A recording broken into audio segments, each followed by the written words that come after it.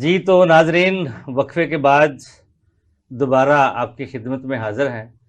आज का टॉपिक बहुत ही इम्पोर्टेंट है। यकीनन आप हमारे साथ होंगे। तो बातचीत का सिलसिला शुरू करते हैं। डॉक्टर जुबैरिया सिद्दीकी ने एक मेडिसिन बताई थी, होम्योपैथी की दवाई अर्जेंटम नाइट्रिकम। इसके अर्जेंटम अलावा और नाइट्रोजन। कौन सी दवाइयाँ होनी चाहिए?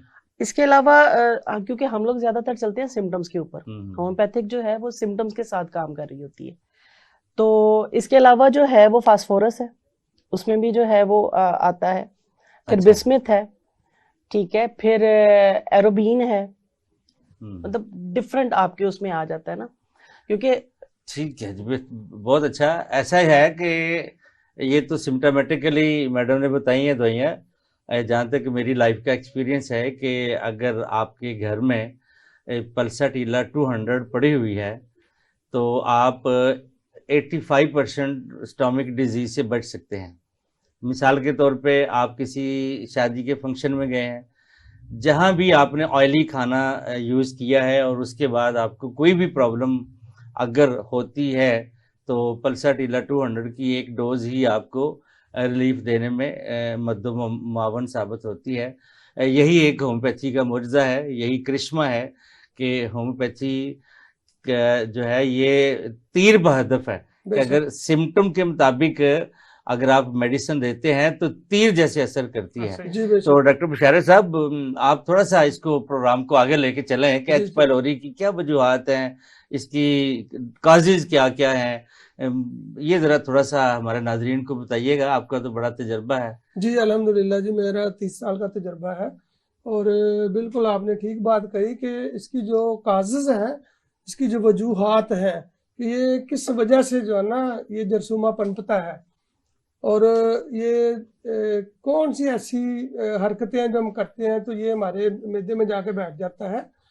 तो देखिए, सबसे बड़ी बात यह है कि हमारे मैदे में कोई भी चीज़ जाती है ना, तो उसमें जो तेज़ाब है उसको ख़त्म कर देता है।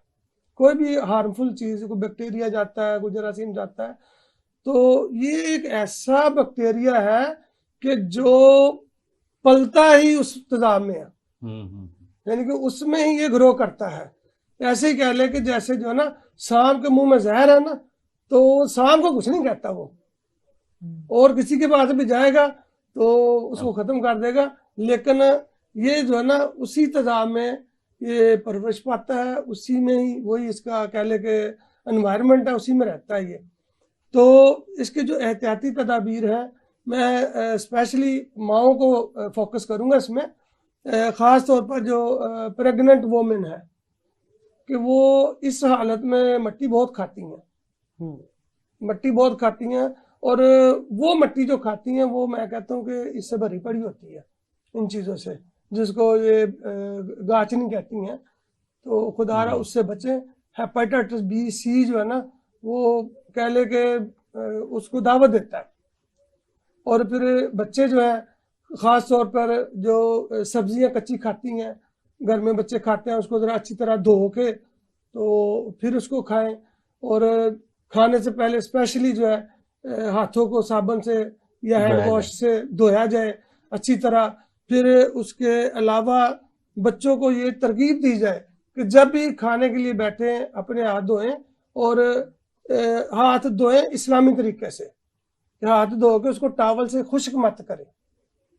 ये सही। नबी पाक सल्लल्लाहु अलैहि वसल्लम का फरमान है कि खाने से पहले जब आप हाथ धोएं तो उसको टावल से खुश्क ना करें, क्योंकि सही। जैसे आपने उसको टावल से खुश्क किया, आपने फिर लाखों जरासीम जो है ना अपने हाथों पर फिर जो है ना उसमें शामिल कर लिए।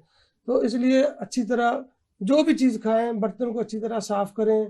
और स्पेशली पानी जो है फिल्टर वाला पानी यूज़ करें।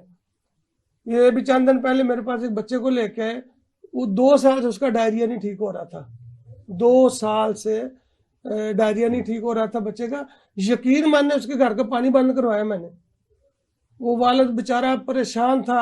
उसने कहा जी मैं तो डॉक्टर साहब दवाइयाँ खिला खिला के तंग पै गया। सिर्फ उसका पानी बंद करवाया नलके का।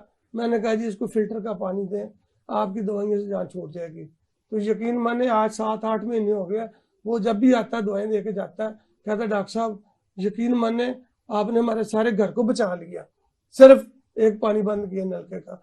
और आज मैं स्पेशल टीवी के प्रोग्राम की वसात से अहकाम बाला से भी अपील करूंगा कि खुदा के लिए जो स्पेशली लाहौर में जो पानी हमें मिल रहा है पीने के लिए उस पर को फोकस करें, और इसको या तो जो ज़मीन दोज नालियाँ बिछाई हुई हैं उनको ख़त्म किया जाए, और या फिर उसका ऐसा हल किया जाए कि ये जो गटर का पानी हमें मिलता पीने के लिए उससे हमें बचाया जाए। ये सबसे बड़ी हेपेटाइटिस बी, सी, ये सारी चीज़ें जो है इसकी अमा जगह है और यहाँ से हमें मिलता है। जी बहुत शुक्रिया जी डॉक्टर इमरान अशरफ साहब। आप ये बताएं कि आजकल चूंकि मिन हैसर कौम पूरी पाकिस्तानी कौम, वैसे तो इंटरनेशनल सतह पे भी यही है, लेकिन पाकिस्तानी कौम का लाइफ स्टाइल चेंज हो गया। बिल्कुल। तो जिसकी वजह से सारी हम बीमारियों में गिरते जा रहे हैं, तो क्या हमें लाइफ स्टाइल को चेंज करना चाहिए? जो बचे रहे निमराज से क्या क्या करना चाहिए? बिल्कुल आपने दुरुस्त फरमाया कि आलमी सतह पे जो देखें, जब हमारे मुल्क में ये इन्होंने अंग्रेज आए तो इन्होंने जितनी भी चीज़ें हमारी खुली अशिया थी इनको डिब्बा बंद ले आए, यानी कि ये सारी जी आप खुली चीज़ें इस्तेमाल करते हैं, ये करते हैं, वो करते हैं, हालांकि ये इसमें कोई सच्चाई नहीं है। उन्होंने हमारी लाइफस्टाइल खुद चेंज कर दी है और खुद वो गर्म पानी पे आ गए हैं। हमें उन्होंने कोल्ड ड्रिंक दे दी है। पहले क्या होता था, जबरदस्ती तो नहीं दिया ना अपना, यही आप बताएं ना कि आप प्रोटेक्शन बता रहे हैं ना, प्रिवेंशन बता रहे हैं, आप ये बताएं ना।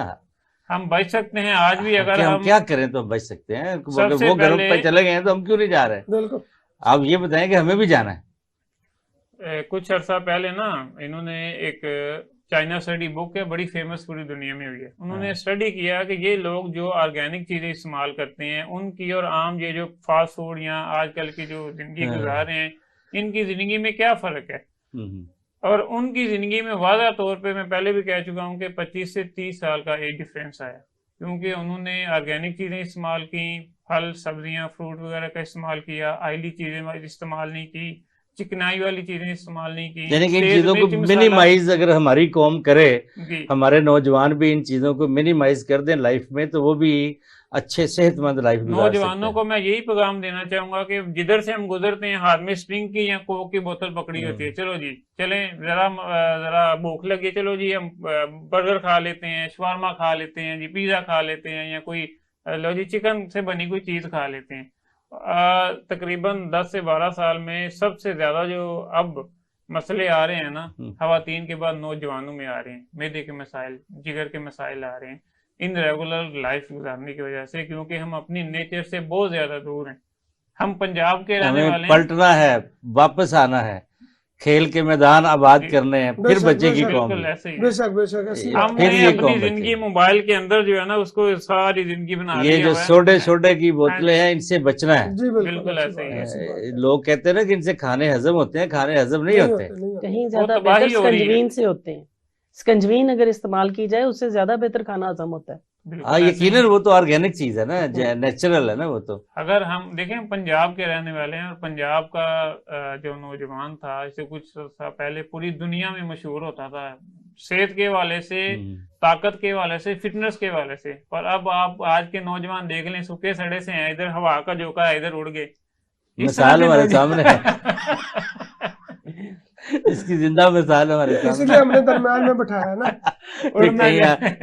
ऐसा मामला हो तो ये इधर से मैं दबा दूं, उधर से तुम्हारी साहब दबा दे, ठीक है, तो बचत हो जाए। बिल्कुल ऐसे ही है, सही है। पर मैं ये चीजें यूज नहीं करता। मेरी बेगम अभी मुझे देसी घी के पराठे और मक्खन निकाल के देती है दूध की मलाई से, अभी भी, क्योंकि लेकिन वो असर तो नजर नहीं आता। असर नजर नहीं आता, वो घिस जाता है सारा दिन दौड़ दौड़ के। चलें, दौड़ने की हिम्मत तो होती है।